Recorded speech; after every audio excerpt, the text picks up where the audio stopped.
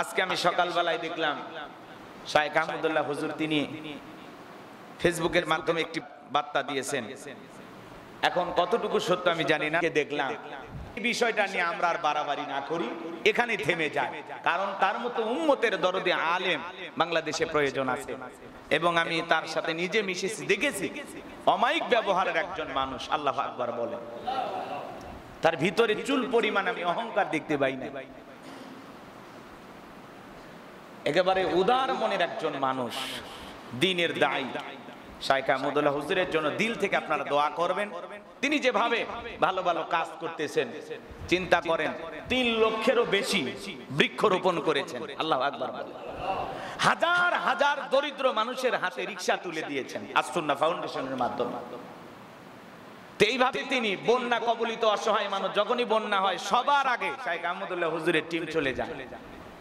যে মানুষগুলো গৃহহীন হয়ে যায়, এই যে ঝড়ে তুফানে বাড়ি ঘরে উঠে যায়, তাদেরকে বাড়ি নির্মাণ করে দেওয়ার চেষ্টা করেন। এইভাবে ভালো ভালো কাজ তিনি করতেছেন। হাজারো যুবকদের প্রশ্ন তিনি সেগুলো বেছে বেছে উত্তর দেওয়ার চেষ্টা করেন এবং সঠিক সমাধান এমন ভাবে দরদ মেখে কথাগুলো বলেন যেটা শোনার পর একজন যুবক পরিবর্তন হয়ে যায়। একজন মানুষের দিলের ভিতরে যা প্রশ্ন থাকে সব পরিষ্কার হয়ে যায়। আল্লাহু আকবার। এই জন্য দিল থেকে তার জন্য দোয়া করব। এরকম একজন আলেম টিকে থাকা দরকার আছে। এরকম আলেম আমাদের বাংলাদেশে আরো হাজার হাজার প্রয়োজন আছে। শায়েখ আহমদুল্লাহর মতো আলেম বাংলাদেশে হাজার হাজার প্রয়োজন, যাদের মাধ্যমে দ্বীনের খেদমত হবে। তারা উম্মতের দরদি আলেম, দ্বীনের দায়ী। তাদের কথার মাধ্যমে দেশ এবং জাতি উপকৃত হচ্ছে। হাজার হাজার যুবকেরা পরিবর্তন হচ্ছে। তার মাধ্যমে সমাজে হাজারো ভালো কাজ চালু আছে। কথা বলেন ঠিক না? এই জন্য তাকে নিয়ে আমরা সমালোচনা করা থেকে বিরত থাকবো। শায়েখের জন্য দিল থেকে আমরা দোয়া করব। আল্লাহ পাক যেন তাকে সুস্থতার সহিত নেক হায়াত দান করেন। জোরে বলুন আমিন। তার ইলম আর যোগ্যতা আল্লাহ তাআলা আরো বাড়িয়ে দেন। জোরে বলুন আমিন। দুনিয়া আখিরাতে আল্লাহ তাআলা তাকে আরো সম্মানিত করুন। জোরে বলুন আমিন। সম্মানিত হাজিরিন, যে কথাটা আমি আপনাদের উদ্দেশ্যে বলছিলাম, দিল দিয়ে কথাগুলো বোঝার চেষ্টা করবেন।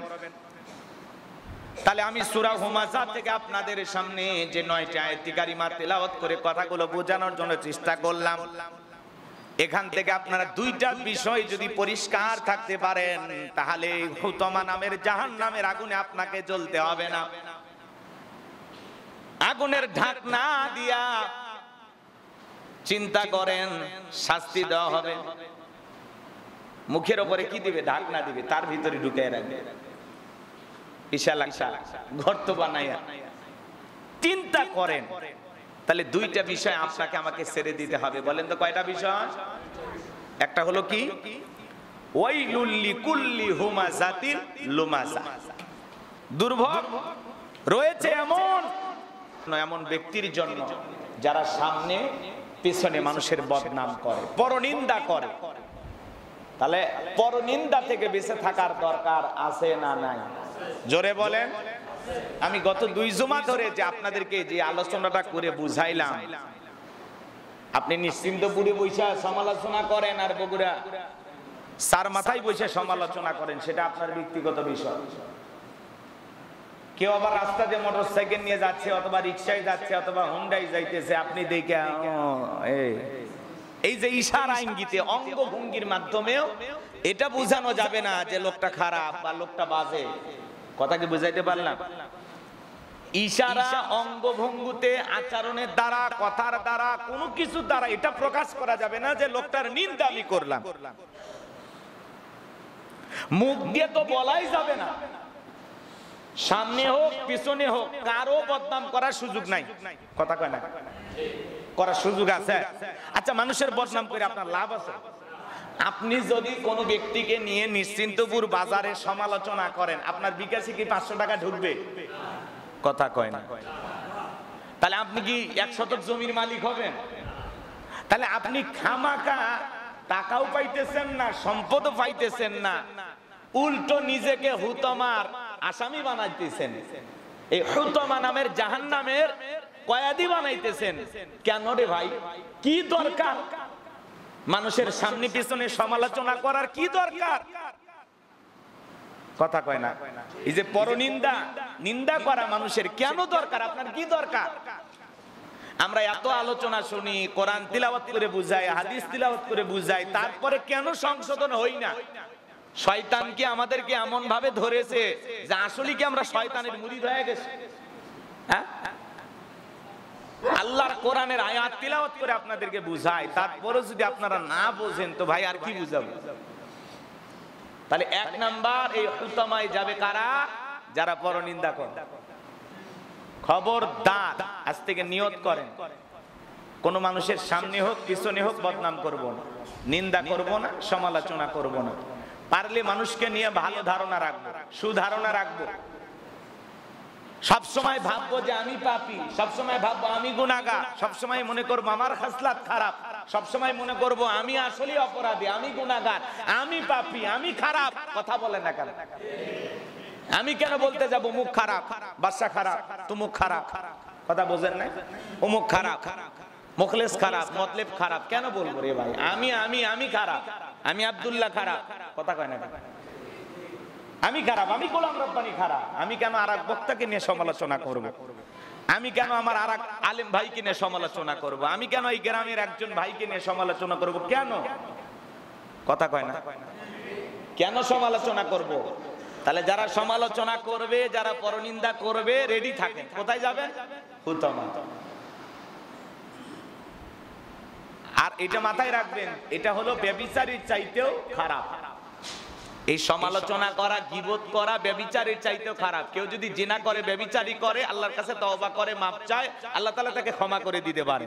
কিন্তু আপনি গীবত করলেন, পরনিন্দা করলেন, যেই ব্যক্তিকে নিয়ে গীবত করলেন, পরনিন্দা করলেন, যার বিরুদ্ধে আপনি সমালোচনা করলেন, গীবত করলেন, পরনিন্দা করলেন, যাকে নিয়ে আলোচনা করলেন, ওই ব্যক্তির কাছে যায় ক্ষমা না চাওয়া পর্যন্ত আল্লাহ আপনাকে মাফ করবে না। কথা কি বুঝাইতে পারলাম? তাহলে আল্লাহ যেন আমাদের সঠিক বুঝ দান করেন, জোরে বলুন আমিন।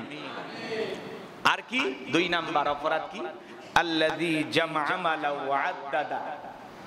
যারা কারিগরি অর্থ জমা রাখে, সম্পদ জমা রাখে এবং এগুলোকে গুনে গুনে রাখে, আর মনে রাখে, মনে মনে এইটা ভাবে, ইহসাবু আন্না মালাহু আখলাদা, তার এই সম্পদ, তার এই অর্থ তাকে দুনিয়ার জমিনে স্থায়ী করে রাখবে, চিরকাল টিকিয়ে রাখবে, তাকে অমর বানিয়ে রাখবে। এই সমস্ত ব্যক্তিদের জন্যই হুতম। কথা কি বুঝাইতে পারলাম?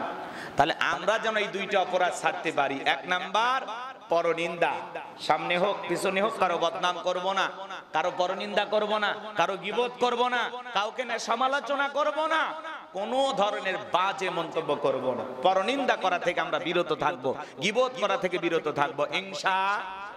কারা কারা আজ থেকে গীবত ছেড়ে দিবেন দেখি তো, হাত তোলেন। বুঝেন? হাত তুললেন, এরপরে কিন্তু কাউকে নিয়ে না, কোন মানুষকে নিয়ে নাক গলাবেন না। আরে ভাই, মানুষকে নিয়ে আলোচনা করে আমার লাভটা কি? আমার লাভ তো নাই, লস। কথা কয় না? আমি যত বেশি পরনিন্দা করব, যত বেশি মানুষকে নিয়ে গীবত করব, যত মানুষের সামনে পেছনে সমালোচনা করব, তত আমি কোথায় যাচ্ছি? অগ্রসর হচ্ছি হুতামার দিকে। এই হুতামা এমন এক আগুন যেটা মানুষের হৃদয় পর্যন্ত পৌঁছে যাবে, এমন ভাবে গ্রাস করে ফেলবে, এমন ভাবে এই জাহান্নামের আগুন, চূর্ণ বিচূর্ণকারী একটা আগুন আপনাকে এমন ভাবে ধরবে যে ওই জাহান্নামের ভিতরে আপনাকে দিয়া, ঢাকনা দিয়া, তারপরে কি গুতানটা গুতাবে, কি পিটানটা পিটাবে, কি মাড্ডা হবে, কি ধরনের শাস্তি হবে, ঢাকনা লাগাইয়া চিন্তা করা যায়। তাহলে আপনি চিৎকার করতেছেন, কাহাজারি করতেছেন, কান্নাকাটি করতেছেন, আপনার চিৎকার কেউ শোনে না। তার মানে চিৎকার কম হবে না বেশি হবে? আওয়াজটাকে সাইলেন্ট করার জন্য ঢাকনা লাগাইয়া দিবে। কেন? তার মানে ওই আগুন এমন আগুন, ওই আগুনের শাস্তি এতটা তীব্র, এতটা ভয়ঙ্কর, চূর্ণ বিচূর্ণকারী আগুন বলা হয়েছে। তাহলে চিন্তা করেন কত বড় মারাত্মক আগুন আল্লাহ তাআলা রেডি করে রেখেছেন এই পরনিন্দাকারী, সমালোচনাকারী ব্যক্তিদের জন্য, গীবতকারী ব্যক্তির জন্য। তাহলে আমরা পুরুষ মানুষ কেন গীবত করব?